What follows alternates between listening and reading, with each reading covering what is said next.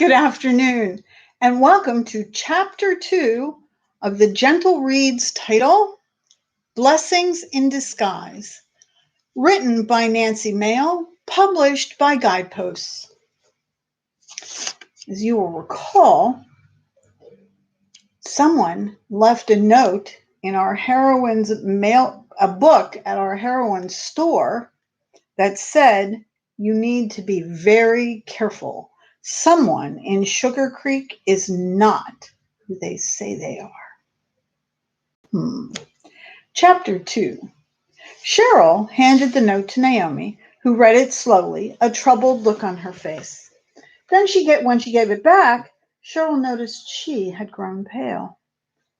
"I wouldn't take it too seriously, Naomi. We have no idea what it means or who wrote it. It might even be a joke." "Ah, you do not understand. The Bible, it belongs to our son Levi. I was starting to tell you when the note fell out." Cheryl placed the Bible back on the counter. "But why was it on one of my shelves?"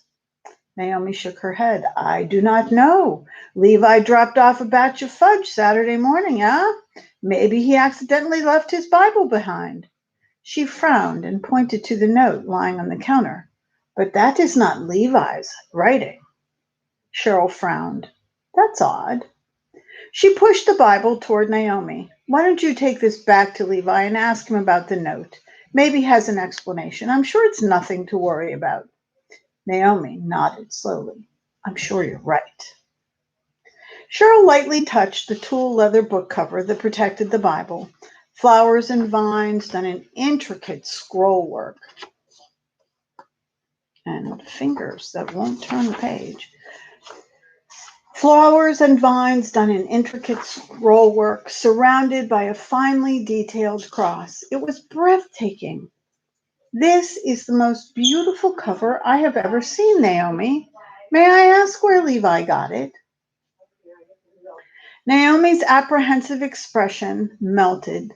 "Levi made this himself," she said, a touch of satisfaction in her voice. "Gott is good. Gott is good.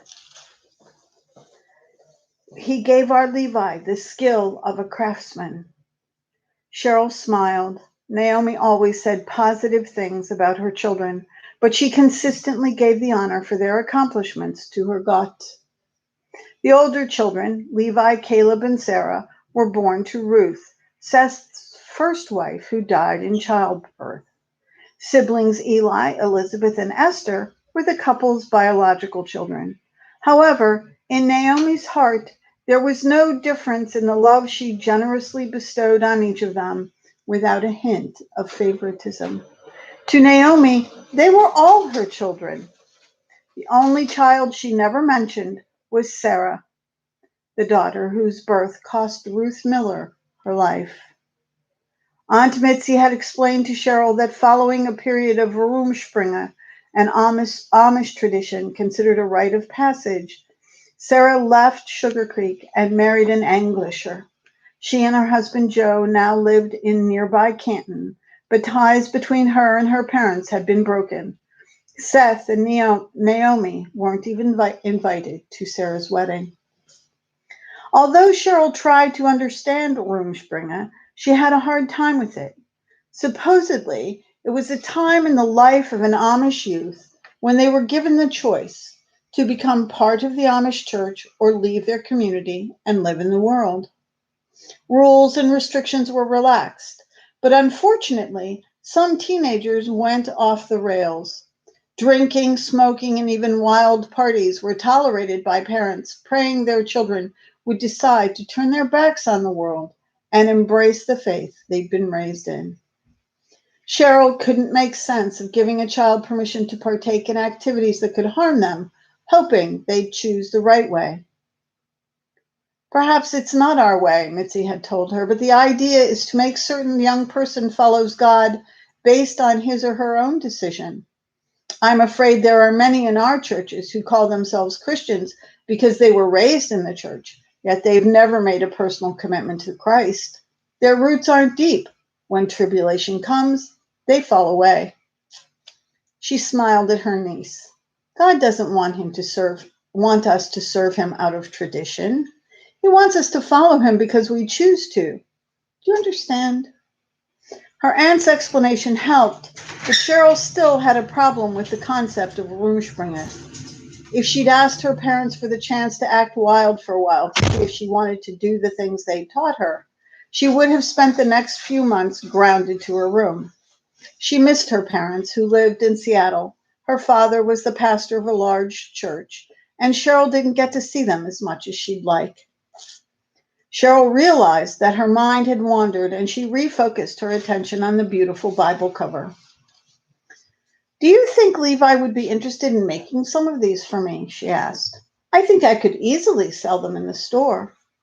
Although Aunt Mitzi had given Cheryl carte blanche to add the items to the store's inventory, this was the first time she'd actually attempted to stock a new product. Excited about the exquisitely made covers, she waited with anticipation for Naomi's response. Your aunt asked Levi the same thing, Naomi said, but he refused her. He is very busy with our farm. As you know, besides taking care of our crops and cattle, we have a petting zoo and a corn maze. Occasionally, we also offer buggy and hay rides. The girls help me with the goods I bring to you, but my boys and Seth spend long days keeping up with the farm and our activities.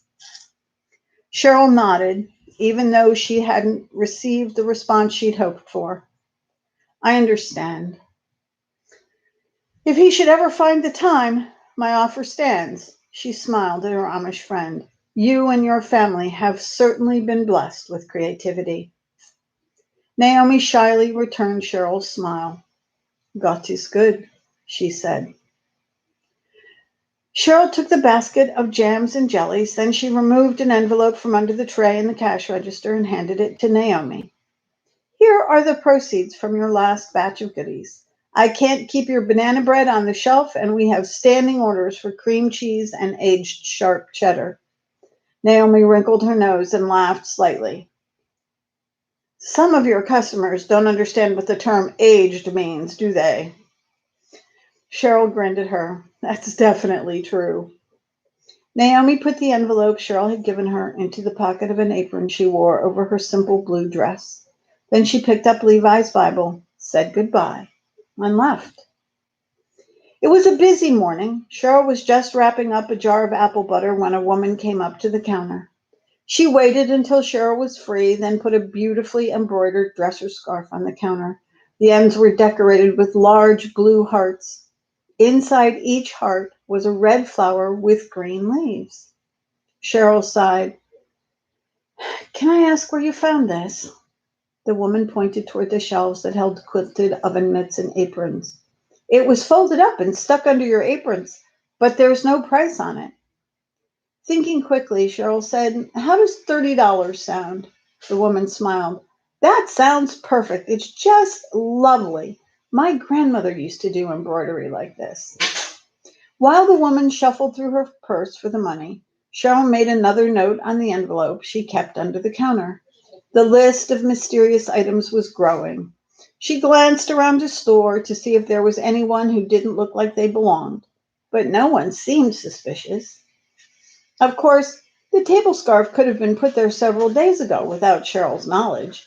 It seemed that someone had purposely tried to hide it. A little before noon, Naomi's daughter Esther walked through the front door. She worked 3 hours a day while Cheryl had lunch and worked on the books in the small office tucked away in the back. Esther was a sweet girl who reminded Cheryl of a young Naomi.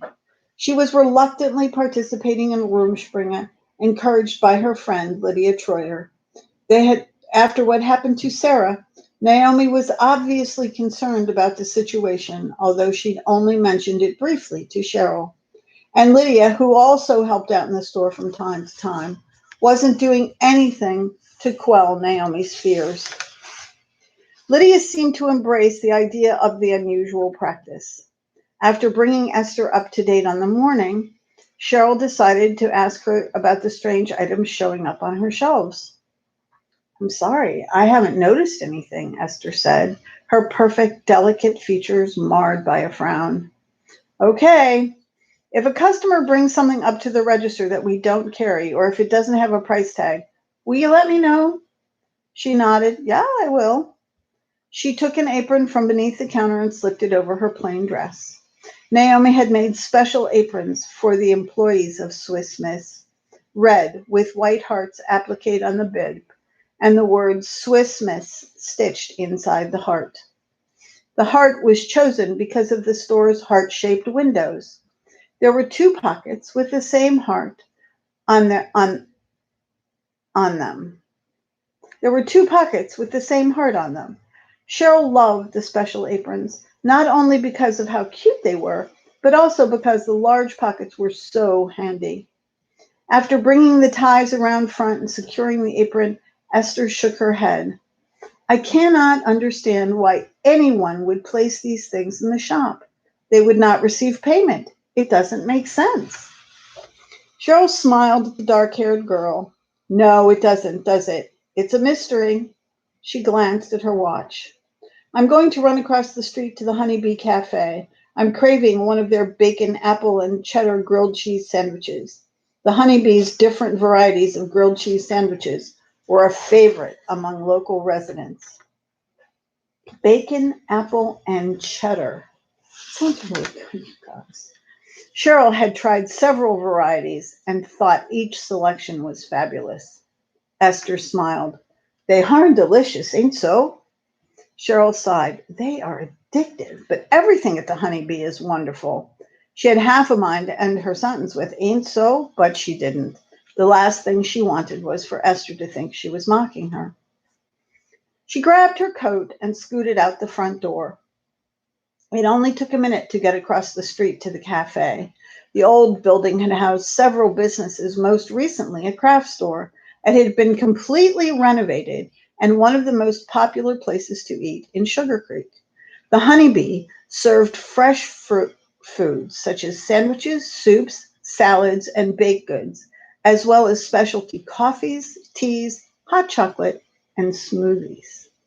The owner, Kathy Snyder, was committed to serving several healthy items along with the wonderful desserts that Cheryl found herself craving. Painted a beautiful dark gray with white accents, the building had a huge front porch with several small tables and chairs. When the weather was nippy as it was today, Cheryl liked to sit there and have lunch. Something about the fall weather invigorated her. Next door to the cafe was the Bye Bye Blue art salon studio. When she had time, Cheryl loved to check out the new paintings and artwork in the store. She hoped to pop in after lunch so she could see what the new items were on display. She went inside and ordered the special grilled cheese sandwich along with a pumpkin spice latte. Then she checked the porch and was pleased to find an empty table. While she waited for her lunch, she gazed around at the bustling shops on Main Street. To her, the Swiss Miss was the most beautiful building in downtown Sugar Creek, but she also loved the other unique businesses that lined the streets. A feeling of peace washed through her. Sugar Creek was definitely different than Columbus, but she wasn't the least bit homesick. In fact, Sugar Creek felt more like home than any place she'd ever been. Funny how God could take the worst time of her life and turn it around. Thank you, God, she whispered. A few minutes later, the front door of the cafe opened, and one of the waitresses brought out her lunch. As Cheryl thanked her, the door opened again, and Bob Gleason and his wife, Tilly, came out. They owned Amazing Corn, the corn maze next door to Swiss Miss. Why, hello there, Bob bellowed. His loud voice made the waitress jump. She nodded at Cheryl and turned back inside. Hello, Cheryl replied, hoping they wouldn't try to join her for lunch. She liked the people. They'd been friendly and welcoming, but they seemed a little overly enthusiastic about everything, and Cheryl found it a little disconcerting. Do you eat here often? Tilly asked. Cheryl nodded at the overly made-up middle-aged woman with poofy blonde hair and jeweled eyeglasses. Tilly was a buxom woman who dressed like a teenager. Tight black leggings showed off her chubby legs, and an equally snug purple sweater with gold sequins clearly outlined what Aunt Mitzi referred to as love handles. Actually, underneath the loud makeup and the poor clothing choices, Cheryl could see that Tilly was a pretty woman. Like his wife, Bob was also over the top. A tall man with a big belly, he dressed as if he thought Sugar Creek had been plopped down in the middle of a Western movie. Cowboy boots, jeans, Western shirts, and a huge Stetson made him look more like a cattle rancher in Texas than a business owner in Sugar Creek, Ohio. Grilled cheese, huh? Bob said, staring at Cheryl's plate. Wish I'd gotten that. Had a burger instead. It was great, but I sure love their grilled cheese, too. Cheryl had the weirdest feeling Bob was waiting for her to offer her lunch to him, but she dismissed it as her imagination. Have you tried their oatmeal walnut chocolate chip cookies? Tilly purred. She looked skyward as if the cookies were somehow sent directly from above. Just can't get enough of them. She patted the roll of fat along her waist. I swear, if I didn't eat so many, I'd be skinny as a rail. Bob snorted and put his arm around her. I don't want no skinny women, honey bun. I like my women to have a little meat on her. Makes you easier to hug. Oh, Bob, you're going to embarrass Cheryl. Stop it now. Cheryl forced herself to smile. No, not at all. When you gone through our maze? We keep asking you, but you still haven't come by. I'm sorry. I've been really busy trying to learn how to run my aunt's store. I'm sure you understand. Tilly stuck out her bottom lip. Don't take long. She opened her glittery gold purse and reached inside. Here's a free ticket. You just give it to Stanley. He's watching the entrance this afternoon. Bob and I got to run over to the bank for a while, but Stanley will help you. Cheryl took the ticket Tilly stuck in her face. Thank you. Maybe after I finish my lunch. That's it, Bob said jovially. You stop on by on your way back to work. You'll love it, and if you get lost, you yell for Stanley. He'll come find you. Stanley is Bob's brother, Tilly said. The couple exchanged a quick look between them, leaving Cheryl wondering what was up with Stanley. I will, she said, finally trying to get the Gleasons to leave so she could finish her sandwich. Seemingly satisfied, they said goodbye and headed across the street to a Maize and Corn.